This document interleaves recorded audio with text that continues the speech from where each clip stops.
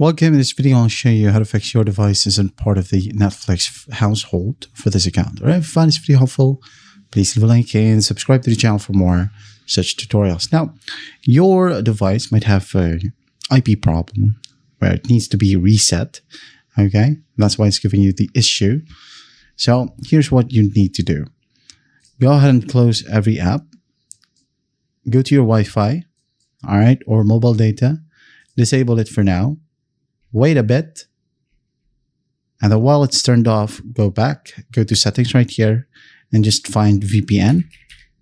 And if you have active VPNs, disable it. All right, disable.